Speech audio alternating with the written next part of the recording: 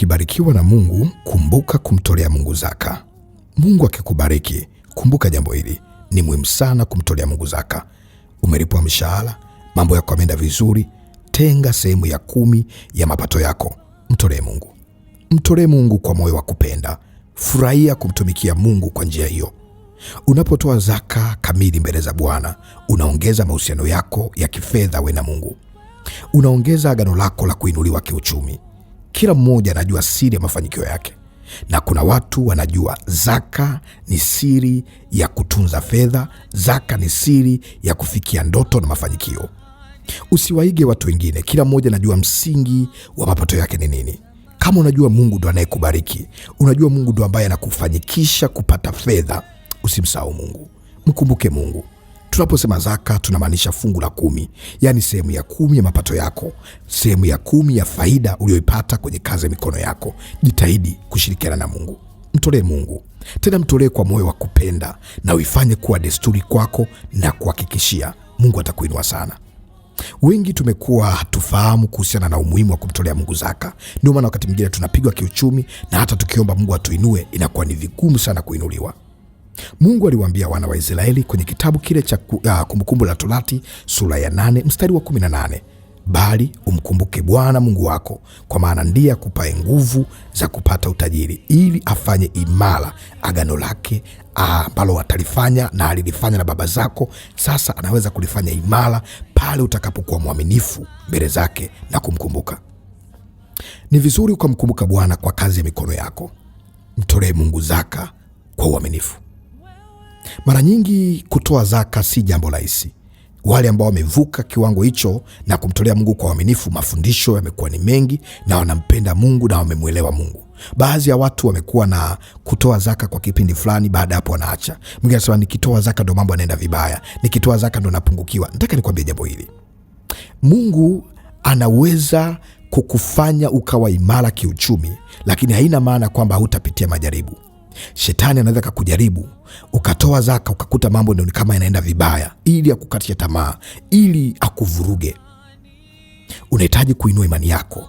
Unahitaji kukabidhi uchumi wako mbele za Mungu kwa kumtolea Mungu zaka, na kuhakikishia zaka inaongeza ulinzi kwenye kazi ya mikono yako. Zaka inaongeza ulinzi kwenye mapato yako. Utajikuta unaenda kufanyia kitu ambacho umekusudia. Ukiwa sio mwaminifu kwenye zaka, ni rahisi adui kuja kula fedha zako. Unakuta unapata pesa, magonjwa yanakuja. Ukipata pesa, matatizo yanatokea. Ukipata pesa, ni kama umeweka kwenye mfuko uliotoboka, inaenda kutibu tu, haiendi kutatua. Niko hapa kumwomba Mungu aweze kukufungua ufahamu wako, ukaona umuhimu wa kumpenda Mungu. Mpende Mungu. Ukimpenda Mungu utamtumikia, na ukimtumikia Mungu hautaogopa kumtolea Mungu zaka. Zaka ni kitu muhimu sana katika maisha yetu ya kiroho. Zaka ni jambo muhimu sana. Mithali sura ya 3 mstari wa 9 na ule wa 10, mheshimu Bwana kwa mali yako. Kumbe unahitaji kumheshimu Bwana kwa mali yako na kwa malimbuko ya mazao yako yote, ndipo ghala zako zitakapojazwa wingi na mashinikizo yatakapojaa divai mpya ndani ya maisha yako. Unahitaji kupata connection mpya, unahitaji kupata mipenyo mipya, unahitaji kupanda cheo, unahitaji kudumu kazini, unahitaji pia kuwa mwaminifu mbele za Mungu wako. Mtolee Mungu zaka. Narudia tena, zaka ni 1/10, ni 10% ya mapato yako. Unalipwa mshahara kiasi fulani, angalia kwenye mshahara huo 10% ni ya Mungu. Unafanya biashara, toa mtaji wako, ile faida yako uliyoipata ndio unatakiwa mtolee Mungu zaka. Mungu hachukui kwenye mtaji, anachukua kwenye faida. Jitahidi kumtumikia Mungu kwa njia hiyo. Nataka nikwambia kwamba kuna baraka zimejificha katika kutoa zaka, katika kuwasaidia wajane na yatima na watu wasiojiweza. Kuna baraka zimejificha katika kuwezesha kazi za Mungu, kuwawezesha watumishi wa Mungu, kuwezesha mambo ya kimungu, kuwasaidia watu wengine, kugusa maisha ya watu wengine. Kuna baraka kubwa zimejificha maeneo hayo. Jitahidi Mungu akupe moyo wa kumpenda, moyo wa kumtumikia, moyo wa kutoa. Kuna faida kubwa. Mungu ni tajiri. Yeye ndo anayetupa vyote, yeye ndo vyote. Tunapotoa, maana yake tunasema Mungu, tumetambua vimetoka kwako, na sisi tunarudisha sehemu ya upendo wetu. Tunatoa kama sehemu ya kuonyesha kwamba Mungu tunakupenda. Haina maana kwamba Mungu ni maskini au hana. Mungu anaweza mtumia yeyote, anaweza katumia chochote ili aweze kufanikisha jambo lake au kumuinua mtu wake. Kuna ahadi nyingi za Mungu ambazo ametuahidi tunapomtolea kwa moyo ya kupenda. Tuna ahadi nyingi ambazo Mungu ametuahidi tunapomtumikia kwa namna ya kupenda. Biblia inasema vizuri kwenye kitabu cha Wakorintho wa pili sura 9 mstari wa 6 hadi ule wa 8. Ukiendelea mbele vizuri ukisoma, anasema kwamba Mungu anataka tujaza kwa riziki za kila namna ili tupate sana katika kutenda mambo yaliyokuwa mema. Ninakuombea Mungu akupe moyo wa kumtumikia, Mungu akupe moyo wa kumpenda, Mungu akupe moyo wa kukaa karibu na yeye. Mungu anakupenda na anatamani upendo alioweka kwako usiishie tu kusema Mungu nakupenda, uwe ni upendo ambao utaendelea katika kumtumikia na katika kujitoa kwako.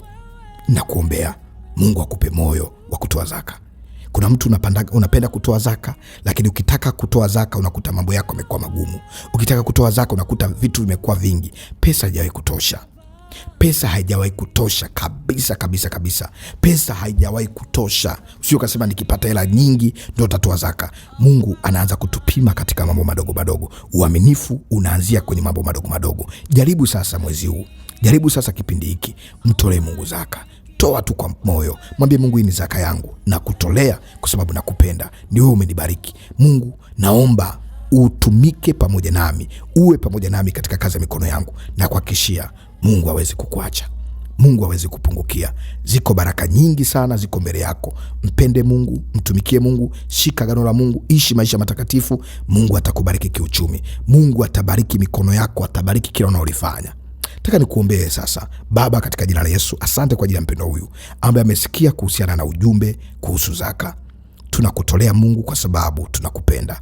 Tunakutolea Mungu kwa sababu tunatamani tuwe na ushirika na wewe. Umesema kwamba tukabidhi na tutoe mapato yetu ili tuweze kuwa na ushirika na wewe na tuone kama hautatubariki. Mungu, tumekuja mbele zako, tunaomba Bwana ukatuinue. Muinue mtu mmoja ambaye ametoa zaka, haijalishi ametoa wapi. Mungu, naomba umuinue, bariki kazi ya mikono yake. Na yule ambaye amekusudia kutoa zaka, Mungu mpe moyo wa kutoa, mpe moyo wa mahusiano na wewe, mpe moyo wa kukukumbuka. Nami naondoa kila mafundisho ya adui, naondoa kila moyo wa kuacha kutoa zaka. Kuna mtu alikuwa mtoaji wa zaka akarudi nyuma, akaumizwa, akapitia vipindi vigumu, au akagundua vitu fulani ambavyo vikaumiza moyo wake. Mungu, rejesha tena moyo wake. Mfundishe mtu huyu kukutolea, mfundishe mtu huyu kuishi na wewe, mfundishe mtu huyu kukaa karibu na wewe. Bariki uchumi wake, bariki biashara zake, bariki kampuni yake, bariki ofisi yake, bariki kila analolifanya. Ninakuombea Mungu akunyenyue.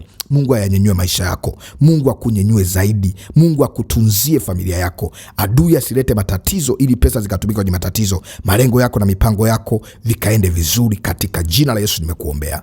Amen. Naitwa Mchungaji Godwin Ndelwa wa huduma ya Rehoboth Maombi ni Dawa, na naamini ujumbe huu umeinua imani yako na Mungu amekuhudumia zaidi. Mungu akubariki, akutende mema. Unahitaji kupata msaada zaidi wa kiroho, una maswali au unahitaji kupata vipindi mbalimbali vya kiroho, basi karibu kwa namba zinazoonekana kwenye skrini yako. Mungu wa mbinguni akubariki, akutende mema. Karibu, uwe na wakati mzuri.